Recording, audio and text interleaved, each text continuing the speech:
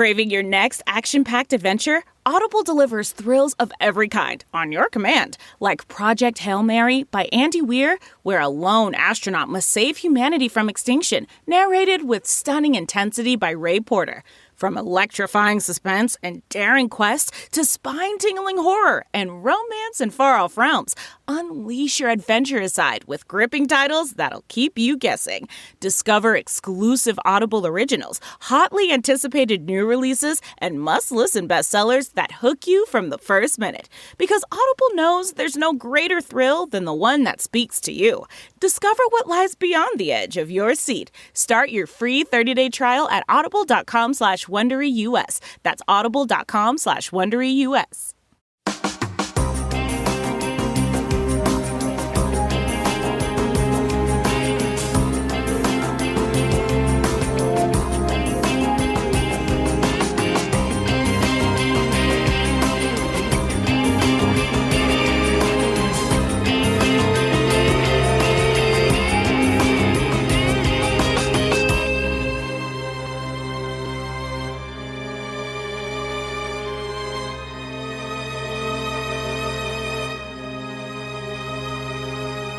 Hello, everyone, and welcome to episode 40 of the True Crime All the Time Unsolved podcast. I'm Mike Ferguson, and with me, as always, is my partner in true crime, Mike Gibson. Gibby, what's going on? It's going good.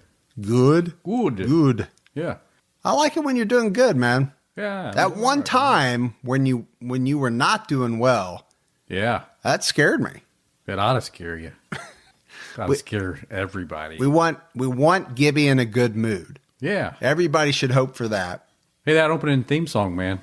A lot of people love that on the T-Cat one and this one, too. Somebody called this one porny It is porny. the other day. It's like 1970s little, chicka wow, bow, wow. Chicka bow wow. Yeah. Not that I know what that would look like. I was going to say, I don't even know how you know that. I'm just assuming I mean, I know that I was just a little kid. in the 70s, that was kind of like your heyday, but I was like a little kid, man. But I was a man. in the 70s, that's what I'm telling you. I was a kid, but yeah. Man-child. Man-child. All right, Gibbs. So let's do our Patreon shout-outs. We have Anthony Paraccia. I've said it all night. Poraccia. Gibby's all fired up because we had some spaghetti for dinner. Spaghetti. So he keeps talking like broken Italian. We have Nikki Zarnecki. Zanecki. See, I put any spin on it, man. Just whatever name it is, you're going to make it sound like it's Italian. Yeah. Megan Wallace. That's too Scottish there, man. Merle Elizabeth. I like that name. And Merle comes out at $30, way above our highest level. That's a drop the mic kind of a thing. Yeah, I think what's happening, we've seen this lately, is people are coming out higher and higher. It's like they're trying to top each other, which I'm not opposed to. We appreciate it. We appreciate all of our support. We have Taylor Roy. Cool. Sasha Hampton came out at our highest level. Sasha. And we had Gary Place. He's in first. Gary's in first place? He's on second. Oh, who's on second? That's what? Gary. On third. And then we had, through PayPal, we had Chad Eberhardt. Oh, we got a PayPal. Yeah, we had PayPal donation. Much appreciated. Absolutely. And then Gibbs, we go back to the vault. This week I selected Janet Harp. Did you have to go through like boxes to get to it? I did. Yeah, I did. It's a kind of a old-timey filing system. Yeah. Well, you're kind of like that. You're archaic. Like a Dewey Decimal system that I have. Why you bring Dewey into this, man? But it's my own. Yeah. I came up with it. Yeah. So nobody else could figure it out. You're a savant. It's kind of like a Zodiac code. Codemaster. So Janet, been a longtime supporter of the show. Yeah, thank you, Janet. Big shout out to her and a huge shout out to, our new supporters, the people that stay with us month after month. It's just amazing. And then you top that off with, all of our Facebook people. We're getting a lot of people on Twitter that are retweeting us. Yeah. That's a huge deal. I mean, People don't realize sharing on Facebook, retweeting on Twitter, our Instagram folks. Tweet me. I'll tweet back. I mean, they're putting us into their stories, basically saying, hey, I'm listening to True Crime all the time. All that stuff helps so much. You can't really even measure it. No, it's great. I appreciate it. So we do. We appreciate all the support, all the fans, all the followers. We just love it. So make sure you check out this week's episode of True Crime All the Time. It's Richard Trenton Chase. And this is one that you're definitely not going to want to be eating during the episode. Or after. Or before. Just don't eat the whole week. It's like getting your blood work done the next day. Just don't eat after midnight. Get up, listen to it maybe on the ride in the morning. Yeah, or while you're jogging, you run a lot faster. Or yogging. Or yogging? I call it yogging. Should I ask why? No. Richard Chase, nicknamed the Vampire of Sacramento, and that should tell you all you need to know. It actually doesn't, because it's actually worse. They could have given him a bunch more nicknames because it's bad. There's no two ways about it. This guy was a monster. Yeah. So, Gibbs, can you believe that this is our 40th episode of True Crime All Time Unsolved? 40, man. 40. 40. You just repeating what I'm saying now, or? I'm just giving you a hard time. We are coming up close to the holidays. We are. We're getting close. there. Thanksgiving, Christmas. One thing that I don't talk about this a lot, Gibbs, but one of the ways to help us out is on our webpage, truecrimealltime.com. If you're doing any Amazon shopping, and most people will be doing more and more between now and Christmas, go through our page, click on the Amazon banner. It doesn't cost you a thing. They give us a little sprinkle for you buying what you were already going to buy. So it's a great way to help us out, and we would appreciate that. I don't say it very often, but no, you don't. But do it. Do it. All right, you ready? Let's talk about the subject of this episode. Okay. And we're talking about a man named Ricky McCormick, born on June 14th, 1958. So Ricky was an unemployed father of 4. He had dropped out of high school at an early age. And as a teenager, Ricky would stay in a few different houses. He would live on and off with his elderly mother.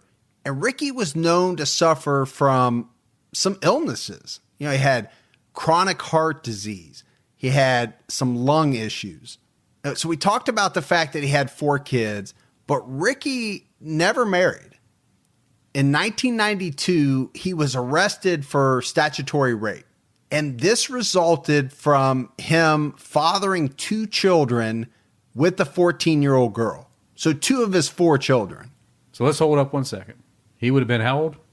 In 92, he would have been 34 years old. 34 with a 14-year-old? That's not right, man. That ain't right. Wow.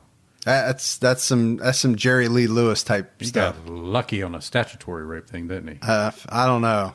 That is not right. Now, I will say this. We're in Missouri. This story takes place in Missouri. Where are you going with this? I don't know what the law is in Missouri, but at points in time, in some states, the age of consent has been as low as 14, maybe even lower. Wow.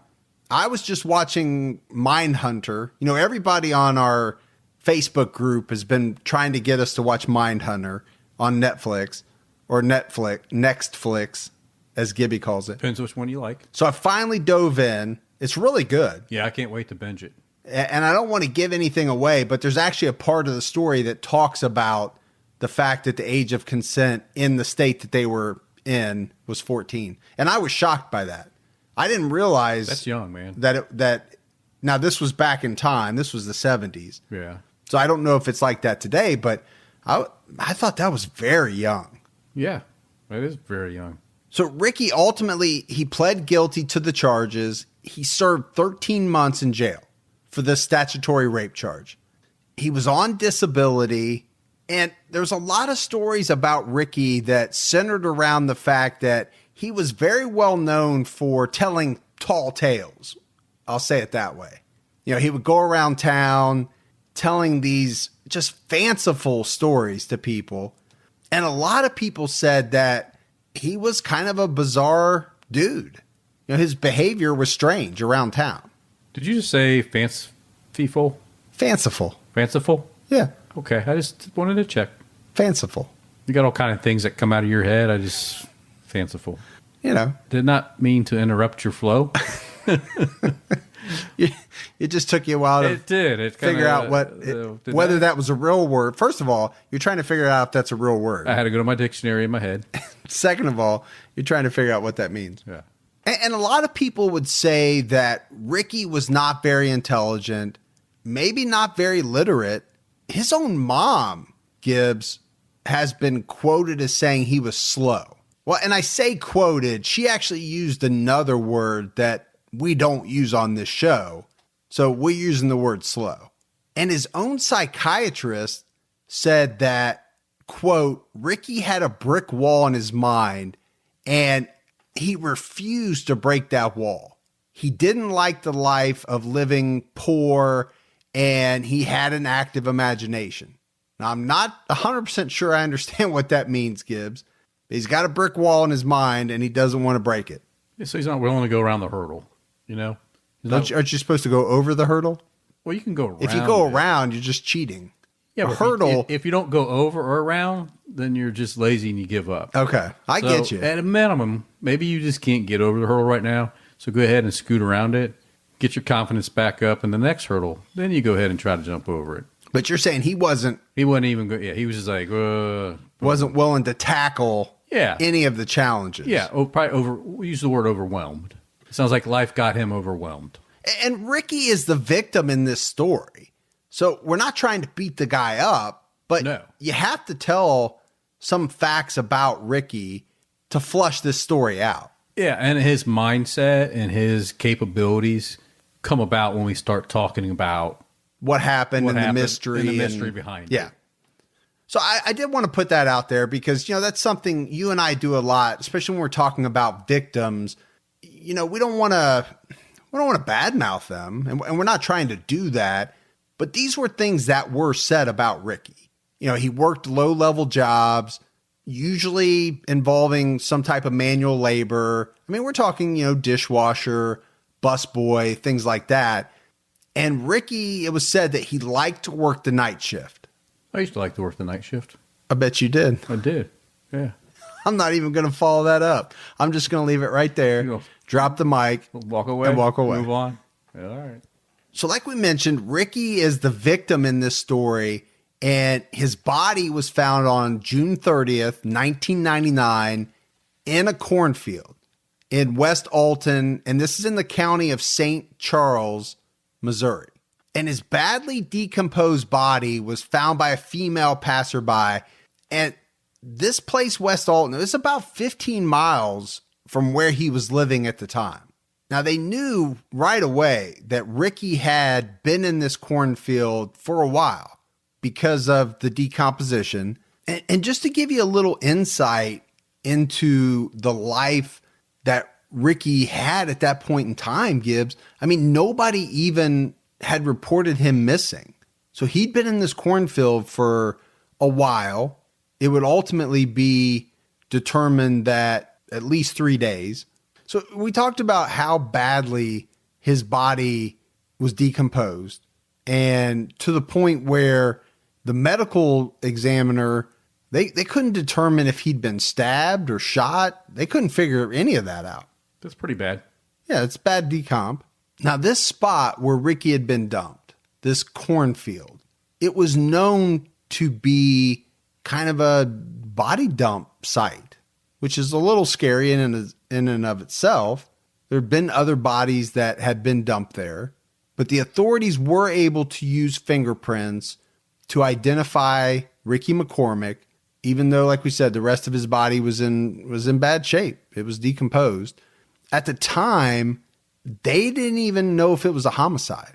So as they're doing the investigation, they would track his last known whereabouts to June 25th. So that's 5 days before his body's found. And they tracked him to the Forest Park Hospital in St. Louis. And this Forest Park Hospital was known to be, at that time, 1999, as a really kind of old, I don't know if you'd use the word decrepit.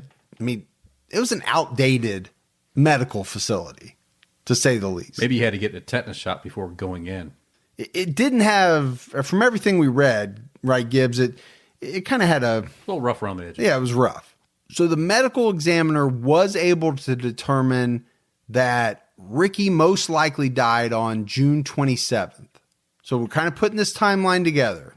His last known sighting was June 25th. They think he died on the 27th. So 41 years old? He's 41 years old at the time. And then he's found on June 30th. And I think this timeline is important to talk about because there's a lot of theories in this case. And there's some theories around whether Ricky's body was actually moved from one site to another. And this correlates to people wondering when he actually died. You know, did he die on the 27th, or did he die closer to the 25th? His body was kept at one location and then ultimately discarded in that cornfield sometime later. Yeah, I mean, so it begs to wonder. Begs to wonder. Begs to wonder. It begs one to wonder. No? Is that right? Well, yeah, depending on what part of the country you're from. It begs to wonder. Begs to wonder. Maybe. Let's go with it. I like it. If it's not, it should be. It is. It's either real or it's now a Gibbyism. It begs to wonder. Okay. So it begs to wonder. Now that I said it 10 times. Now it is a true thing. Now you're pot committed. Yeah, now I'm in. All in. They're not calling it a homicide. They don't know. So if he did die somewhere, why take him out to the cornfield? It's unlikely he was walking 15 miles from his home and said, "Ooh, man, this is a long walk. I'm going to go out in this middle of this cornfield and lay down and just not wake up." And then he just died. Yeah. Yeah. So chances of that are nearing zero. Exactly. Somebody had to get him out there. Why did they take him out there? And how did he die? And I think the number of days or how all this actually happened, it makes a huge difference in an investigation of this type. Yeah, because, it's the whole timeline. It's the whole, it changes everything. It changes alibis. If he is later determined that this is a murder and you got alibis, if someone threw a body in the freezer or put him somewhere where it would accelerate the decomposition to try to throw off the investigators, it matters. You can definitely fool the system. Right. No, you could have been at the movies the night of the 25th. Right. But been by yourself at home on the 26th. It's a big difference when you're talking to police and trying to prove that you didn't do something. Because you can put them in a deep freezer, but don't put it on freeze. You can turn the temperature up to around the 38, 40. So it's like a refrigerator. Keeping them kind of like on ice, but you're not going to have the freezing part occur. And it'll make the body last a little bit longer. Buy you some extra time. Get your alibi right. Then you take them out. Put them where you need to put them.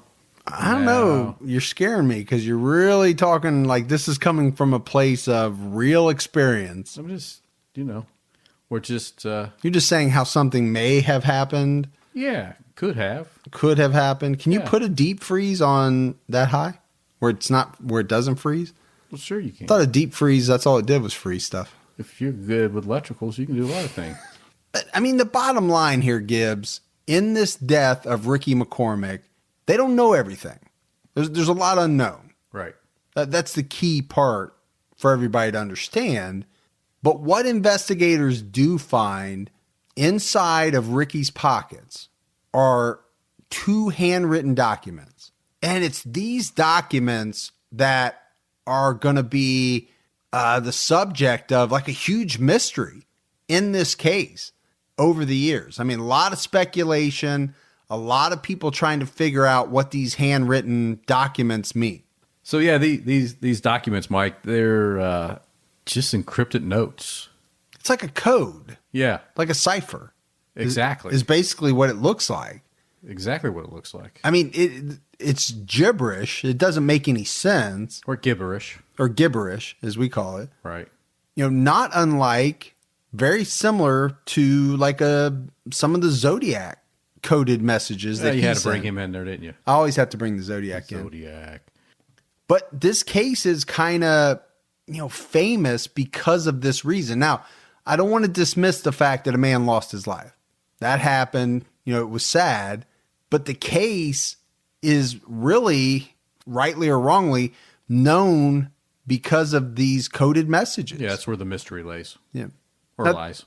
So you have the FBI's cryptanalysis and racketeering records unit. Sounds like a fun place to work. It's called the CRRU. Sounds fun. And you have the American Cryptogram Association. I mean, you have all kinds of people. I bet you those are a fun bunch of people to party with. They probably are, man. Yeah. They'll solve all your codes, drink all your beer. Yeah. It's wild. But you have all these groups trying to decipher these codes, and they can't do it.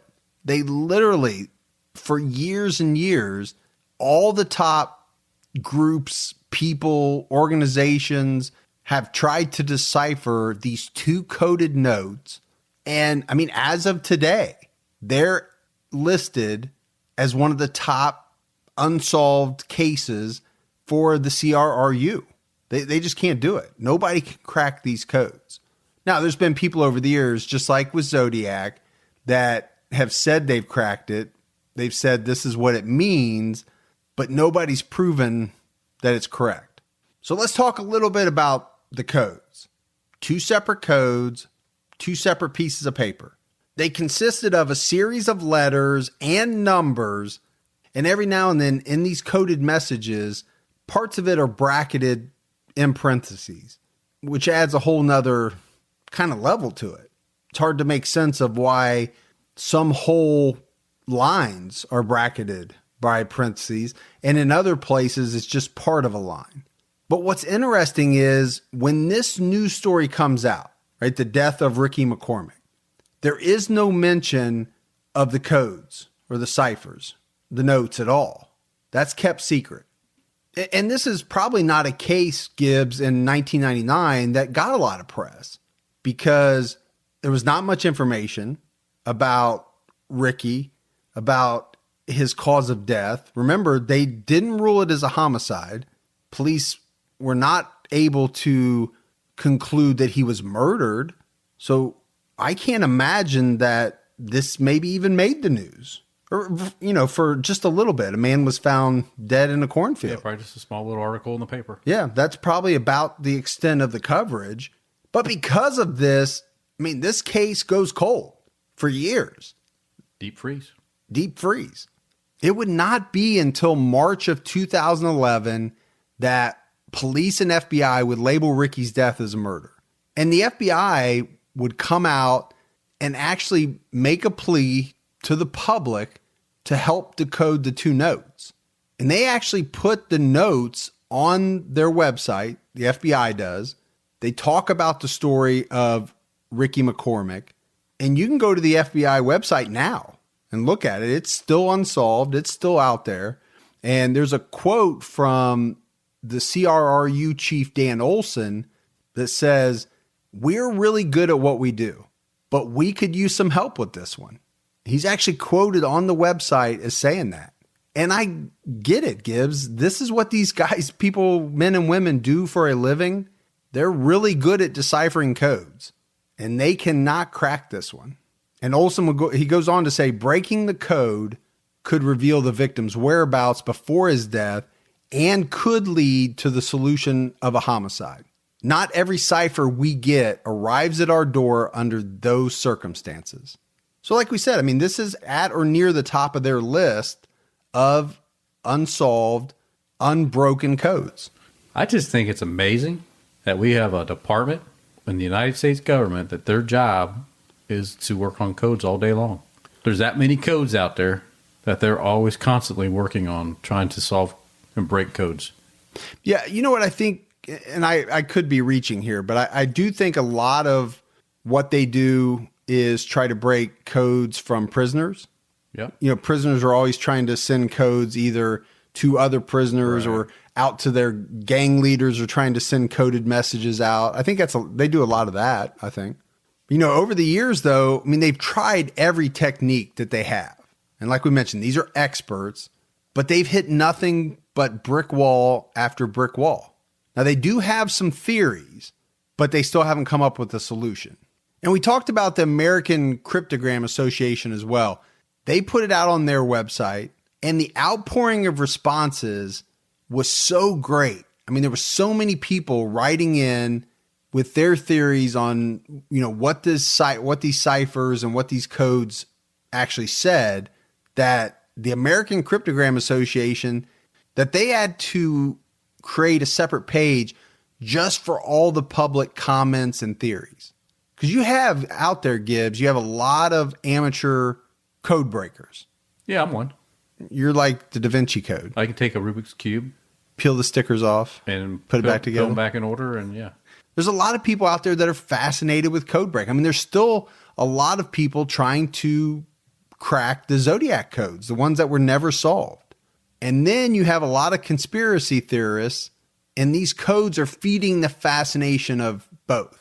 And it got to the point where the FBI had to stop taking calls and emails and just have everything go to the American Cryptogram Association.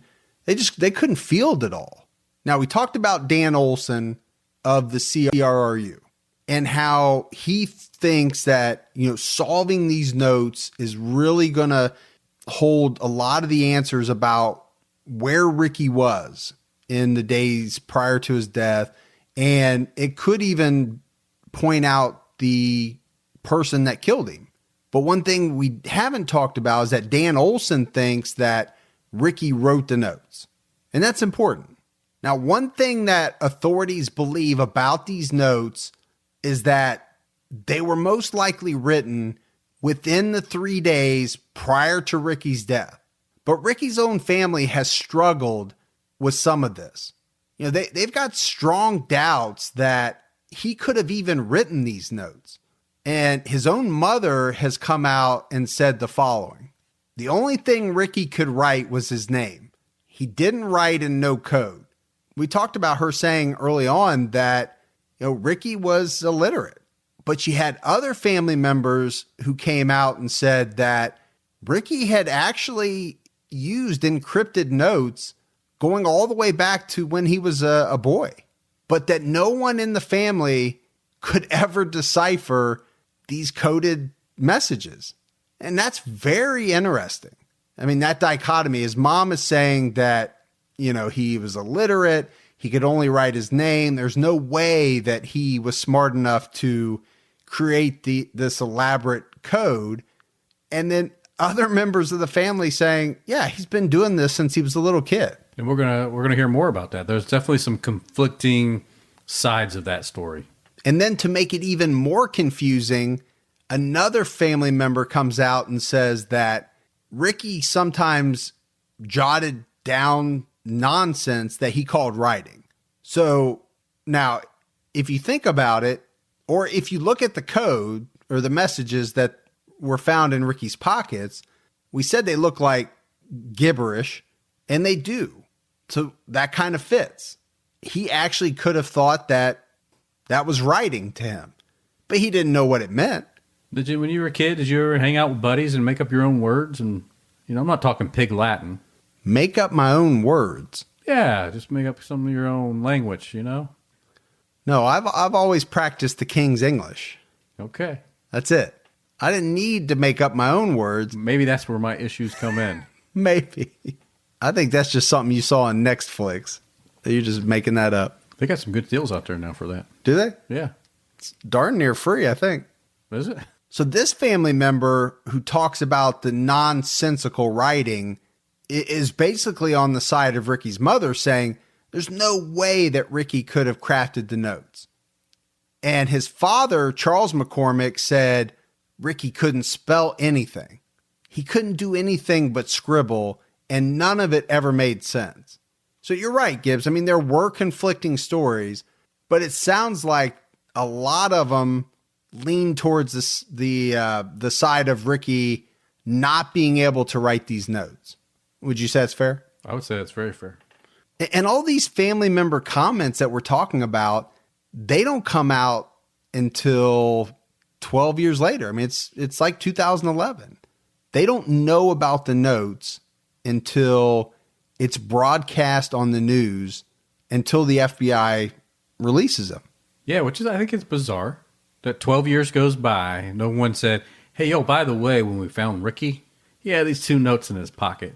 Here's everything else he had in his pocket. But at that time, they didn't say, also, here's these 2 coded notes.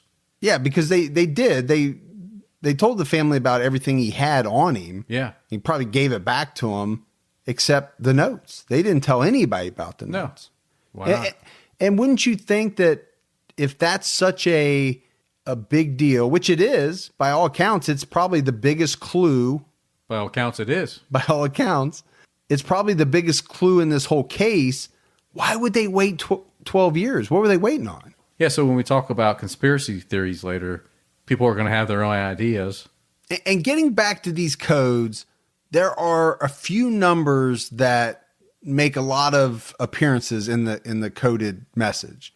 And it's like 71, 74, 75. It's like your age or something. It is. It's like the year that you graduated from high school. Strange numbers to me to make a lot of appearances. 85, but okay. And then there's another 4-letter word. It's NCBE that is frequent in the messages. And there's been a lot of theories around this that it's an acronym for something. But again, nobody's ever been able to figure it out. You have people that have thought that the numbers maybe are highway numbers, and that the acronym is some type of drug dealing slang. Car parts have been mentioned, some type of medication schedule. And then again, you have a lot of people thinking that this is nothing but gibberish. And you have to put some weight to that.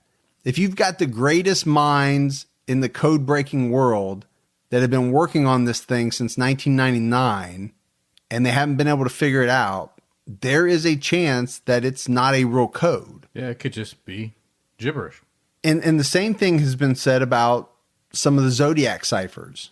One of the first ones that he sent was solved by a husband and wife.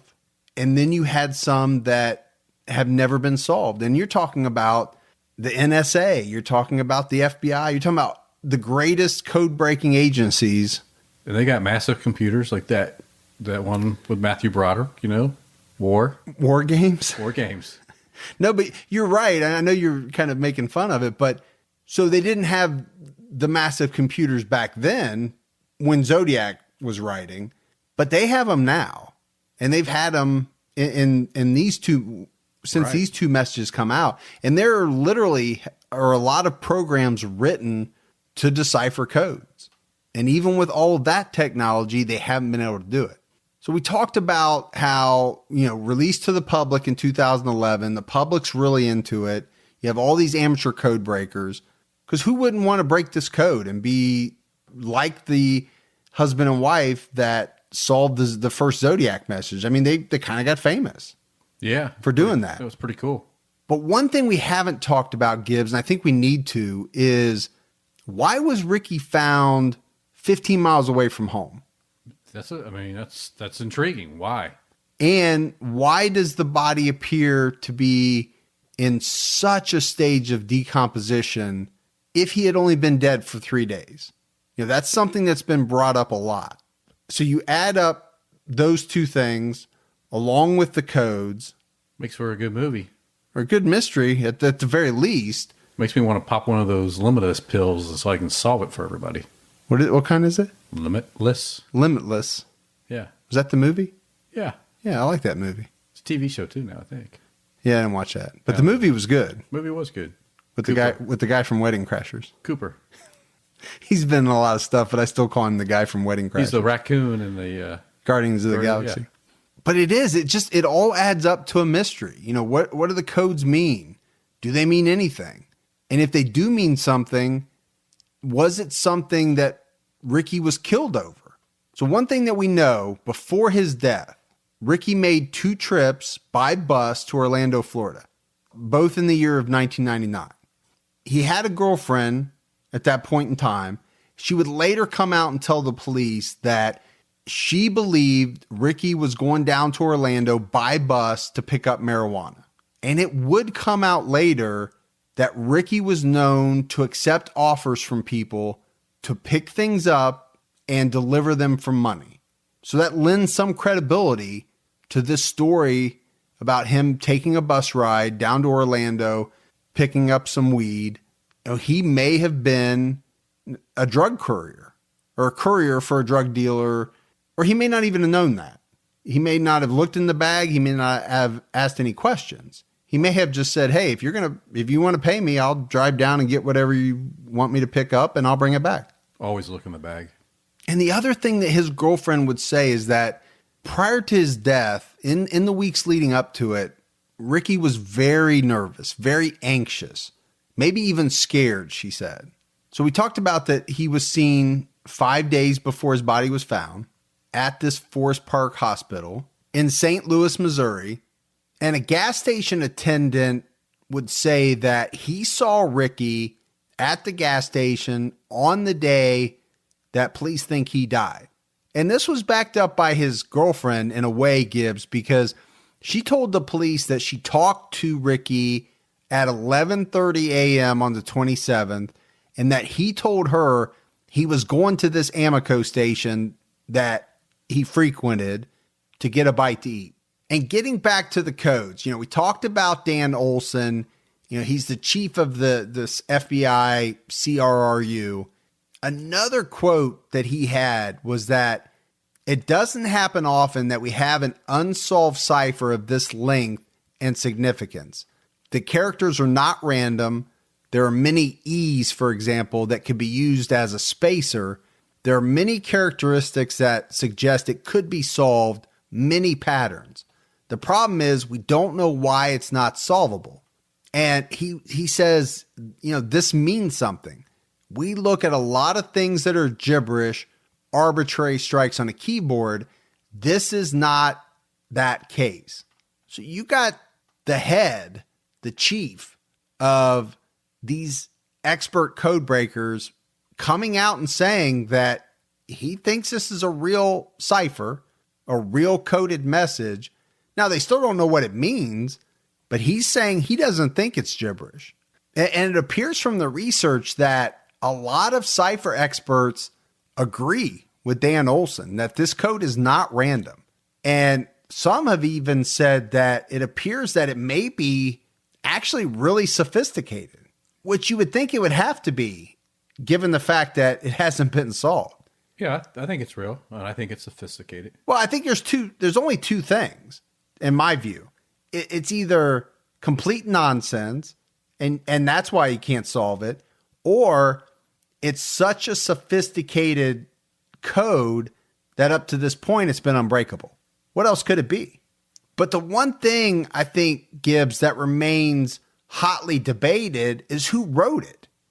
Did Ricky McCormick actually write the code, or did somebody else write it and he just happened to have it for whatever reason?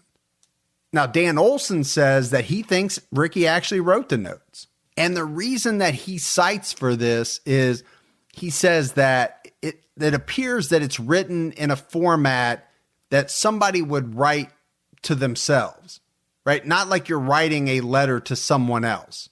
So that's what Dan Olson thinks, that Ricky was writing this to himself, not as a coded message meant for anyone else. So let's go back to some of the patterns. We talked about NCBE, and I just want to kind of go through some of the theories about the possible meaning of NCBE.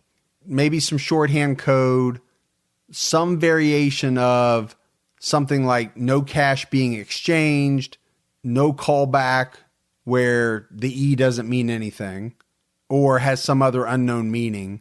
And going back to the notes being connected with Ricky's possible involvement with drug trafficking. That's a huge theory. And there's thoughts that these notes these coded messages are something that Ricky wrote that actually detail out who he sells to, the quantity of drugs that he sells, some descriptions of who these people are, maybe names or how he knows these people, whether he recognizes them or he doesn't know them at all. But you think about that and go back to what we talked about his family saying about Ricky. If he really was illiterate, if he really was not able to write very well, could he have written these codes and then actually remembered what each of the letters or substitutions stood for? I mean, I think that's a question that you have to ask. And if this is related to drugs, why does he have to write it down at all? Yeah, man, I guess if you're taking cash and you need to be sure that you get paid and who paid, I'll make sure the police never figure it out. That'd be a good way to do it. But one thing that I do think is interesting.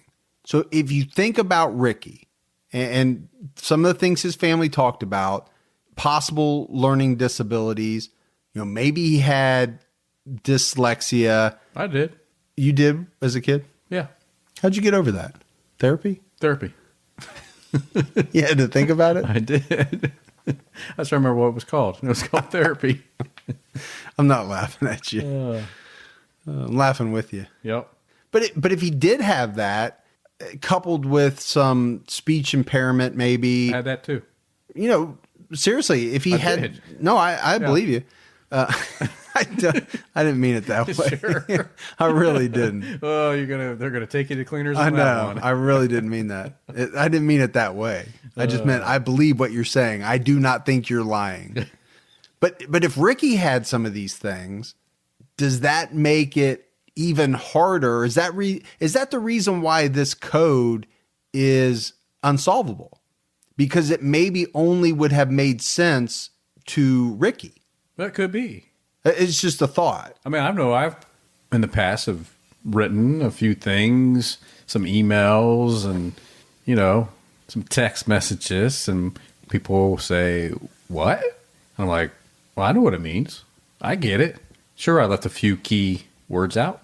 Well, and I think if you're trying to solve a cipher and, things are jumbled, that's going to make it hard to solve. Sure. So I think that's a good theory.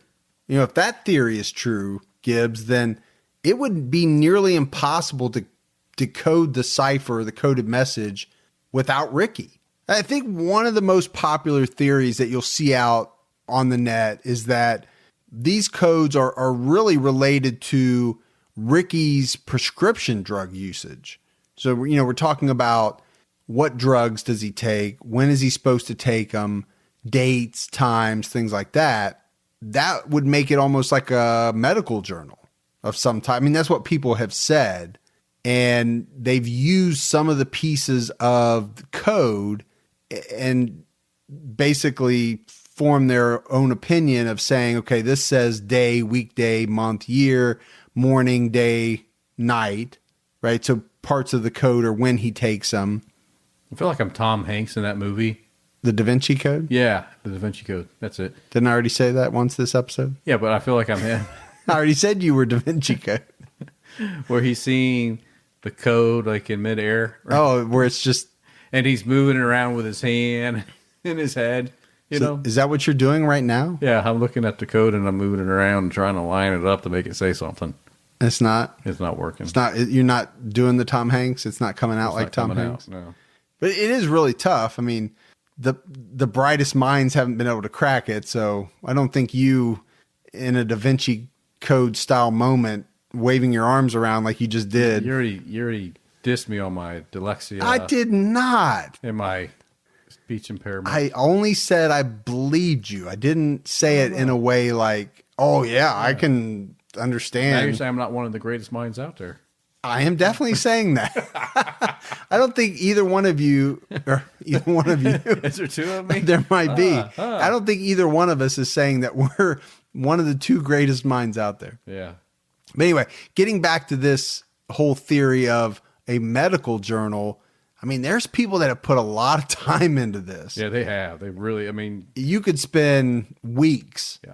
just looking at all the the evidence, I call it evidence, but the work that people have put in to try to make this thing make sense, talking about, okay, this thing means Finnegan. This means that he took Seroquel. Right. This means that he took it late at night. I mean, it really gets in depth. I mean, all kidding aside, I'm a pretty sharp guy. You are. I would agree with that wholeheartedly. And I have a hard time thinking that I would put something together for myself, right? So if he really had some form of learning disability, I think it would be hard that this was something that he did. And I know it would be difficult for a lot of folks just to assume this is what it meant and that's what each of those symbols were. I don't know. It's a pretty long stretch for me. And I guess talking about, so if this is a medical journal, why the need for such secrecy? Right. Why is it so important that what you're taking is coded so that nobody else knows what type of prescription drugs you're taking? Because if anything, I think you would want it to be easily read. So if you ever went somewhere and someone needed to see what you were on. If you're in an accident, got taken to the hospital. Yeah. Yeah, I don't know. But this is why it's a mystery, man. I mean, it's just, it really is. You can go down all these different paths. You can try to make it, and this is, again, I don't want to keep talking about Zodiac, but it's the same thing that people have done with those ciphers over the years. And in the case of the Zodiac, a lot more years, right? Because it happened much longer ago. And I think that's a good segue because there is a lot of widespread theories that this was planted on him by the killer to throw off the police. The one thing that kind of goes against that medical journal theory, or at least the way some people have laid it out, is they're saying that he's taking a lot of medicine, but there's no evidence to back up the fact that he was actually taking those medicines. Exactly. So that kind of hurts that theory. But, getting back to what you talked about, could this have been the killer planting some notes on Ricky's body and stuffing the notes in his pockets to throw off investigators? I mean, it's a possibility.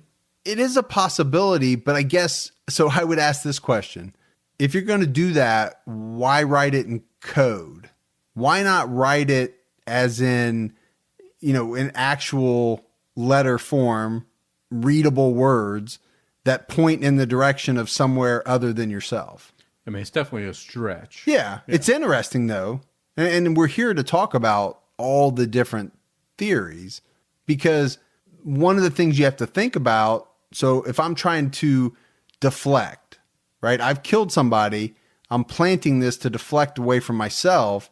If I write it in what appears to be gibberish and the police look at it and say, this doesn't make any sense, it's not really helping me in my cause or what I was setting out to do. Now, if I write a note that appears as if it came from the local big-time drug dealer, well, that throws the suspicion onto the local big-time drug dealer. That seems to make a lot more sense to me. And another theory that you'll see out there that's floated, and it kind of goes back to the possibility that he could have been a courier for drugs, or he may not have known what they were. We said that. It's possible that he could have been a courier of these notes, of these messages that maybe had something to do with the drug trade, were going from one drug dealer to another, or just some really powerful people. Right. And maybe he had no idea what they were. He didn't write them, but he was paid to deliver them. It's a possibility. There really is endless possibilities, if you think about it, regarding potential schemes and illegal information that somebody might encode information about and then pay another person to transport it. There's all kinds of different stuff back in 1999. So I don't think it's out of the question that whether it's drugs or whether it's something else, that somebody might have paid an unknowing person to transport a coded message. Is it I don't know how likely it is, but it's not out of the realm of possibilities. I think what you have to get into, though, if you're pursuing that theory, is that was it one of the powerful people that the note was intended for that killed Ricky? And if that's the case, no way would they have left the notes in his pockets. Yeah, they wouldn't have done that. They would have removed them. If they were for them, Right. they kill Ricky because he knows about them, but they sure as hell take the notes with them. Yeah, so you got to think whoever killed Ricky didn't know anything about the notes. I would agree. If they knew about them, they would have taken them. Yeah. Or they placed them there, trying to throw the police off. Yep, I would say. So as we're wrapping up, Gibbs, a couple more things to talk about as it relates to why these messages may never be coded. And one of the things that the FBI has said is that they need another sample of this coded message or one very similar to it. They just need more to provide additional context to help them break it.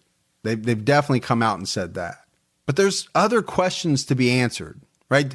The notes are, and the messages in themselves are curious, mysterious, all kinds of different adjectives that you could use.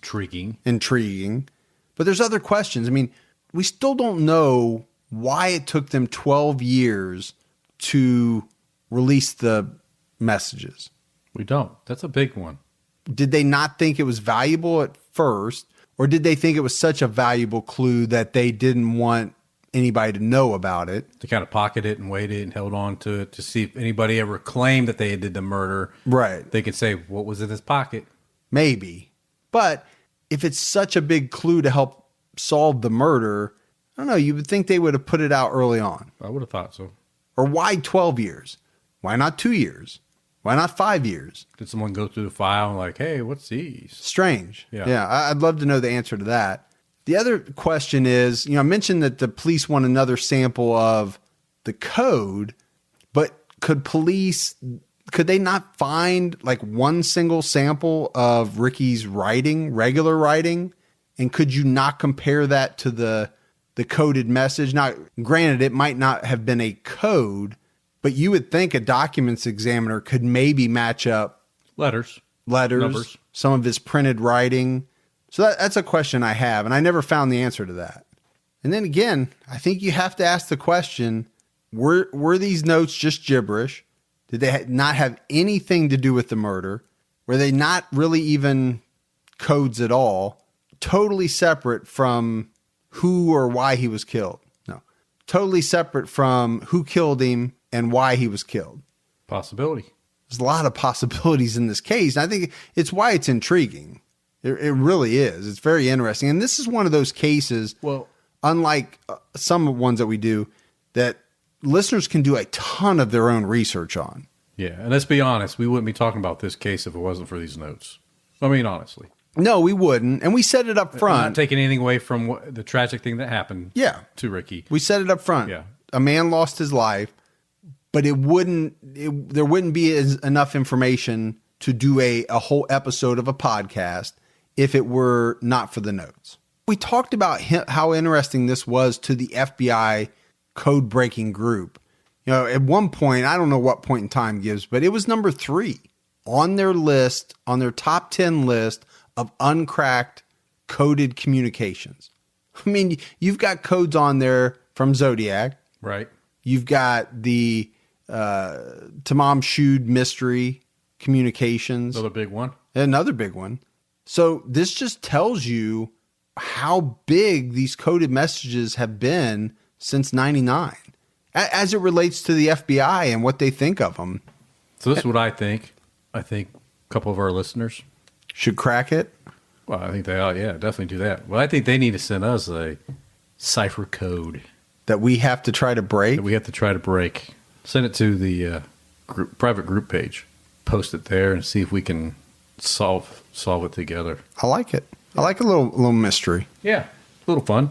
So that's it. That's it for the case of Ricky McCormick. Still unsolved. His murder's unsolved. The messages haven't been cracked. We still don't know if they have anything to do with each other. No. But it's interesting. Yeah. And like I said, it's one of those that you can find a lot out there and you can actually do some work yourself on it. Yeah, I think, and I know you know better than I do, isn't there a place that tells you how to decipher codes? Yeah. And actually FBI.gov has some general code breaking steps. not very advanced, but they have, this is the steps you need to do to break a code. There's lots of books. And now with the internet, you can just go out there. That's true. And actually, I think there are some internet sites that actually have software that can both help you make a code and then help you break a code. Maybe I'll do a Gibby code. Yeah, we had a crypto analyst expert on, Mike Morford and I did on our Zodiac criminology podcast. Yeah. The guy was fascinating. He talked for hours. They're fun to be around. Why are you giving them a bad name? Sit by him at the next party. If you find one at a party, sit by him. It's going to be a fun ride. Yeah, he's actually in the next episode of criminology. Yeah, he's on it, talking about the he's coast. listening to this. Maybe he can. Yeah, he's a cool guy. Yeah, that's cool. So, any videos, or how about this? Any voicemails? You're not gonna let me. I said emails, not videos. Yeah, I messed up there. I thought you were trying to get me. Oh no. Oh, okay. That was just me. Oops. No, but I have no videos to play. No videos. Yeah, we got some voicemails. Let's play those. Hey, Mike and Gibby, it's Lauren. Just wanted to say, hey, love the podcast again. Thank you guys for being there. If anyone ever needs to talk, just reach out to one of the guys. They're not only there to be your podcast friends, but they'll be your friends in real life, seriously. I know we've all tried to message other podcast makers, and they don't always get back to you, but these guys do. So just want to say, keep your own time ticking. Thanks, guys. Bye. Wow. Thanks, Lauren. Yeah. Great voicemail from Lauren. And we do. We interact with Lauren a lot. We interact with a lot of people, Gibbs. We really do. And now it's gotten a little tougher as the show has grown. Yeah. But I don't think we've let up. And it's something that we've tried really hard to do. And you and I said it from the beginning. We don't want to just put out a podcast and not interact with people. Now, we weren't sure if 12 people were going to listen to it or hundreds of thousands. Right. And as it's gotten bigger, obviously our fan base has grown. Sure. But we still are out there trying to answer every email, every message, direct message that we get. It's one listener, a million listeners, doesn't matter. If you reach out on social media, we'll try to get back to you. And I think we do a pretty good job. I don't want to toot our own horn. Works better if you tag me into something. Yeah, it is hard because I don't see as much as I used to. Right.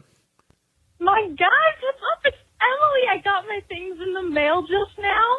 Oh my God. You guys are so unbelievably nice. Like throwing in this extra stuff, I'm not even kidding. I've got just the biggest smile right now. Oh my gosh. I am like a tea and coffee addict. So I'm already just thrilled that I got a mug, and I'm a sticker addict. So I was already thrilled that I was going to get a sticker. But you guys, oh my gosh, I love it so much. I just wanted to call and say thanks without, like not in person, but with my voice, because I felt like just typing it out was like totally not going to be able to convey my excitement. Thank you guys so much. Oh my God. Oh, and one thing I realized, I have not yet said this in my outro. So stay safe and keep your own time ticking.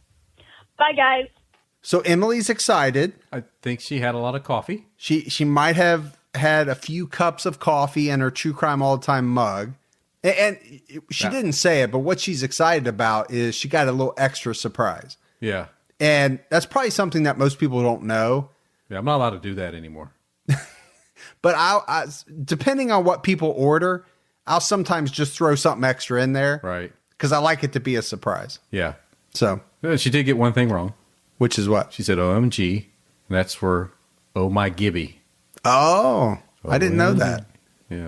Team Gibby. Hashtag Team Gibby. You just try to make everything about you, man. Well, it's my dyslexia. I thought it was dyslexia. That too. Hi, my name is Max Brew, and I'm calling from the Atlanta area. And I've got to say, Mike, Gibby, you do a great job on the show. Just in the halfway through, Bob Crane. Few things to say. Dick Van Dyke, still working today. My daughter, I watched the Mickey Mouse Clubhouse a couple years ago. He's singing along. Sounds great. 2, very topical, Bob Crane with the sexual, pretty much misconduct, and you just got Harvey Weinstein breaking. Harvey Weinstein from Miramax. And also, great description when you're talking about Dawson's son with Bob Crane and Bob Crane gloating and the kid basically just acknowledging what most of us think, what a creep, what creepy behavior. Again, you guys do a hell of a job. Mike, I don't know where you find the time to do all your work, considering I guess you have a real gig. You guys both should really be full-time into the entertainment because you do a great job. Thanks a lot. Again, I really appreciate it. You guys are great. Bye now. I like the way Max thinks, Gibbs. We should be full-time podcasters. I liked what Max says too. And Max is a big social media guy. I see him out there. And we interact with Max. I know he's from Atlanta. I'll be down in Atlanta on Thursday. Just telling people where you'll be. Yeah, if they can find me. Fly in the morning, fly out in the afternoon. If you can find me, we're chit-chat. You do a meetup. One day in Atlanta. Yeah, at the airport. No, Max is cool. And you know, he said a lot of nice things, and I appreciate that. Dick Van Dyke, by the way, is 91 years old. He's cool, man. And I think he could kick your ass. He probably could. That's what I think. He could kick both of our asses. He's like Mary Poppins' boyfriend or something, right? All right, that's it for us. Another episode of True Crime All Time Unsolved. So for Mike and Gibby, stay safe and keep your own time ticking.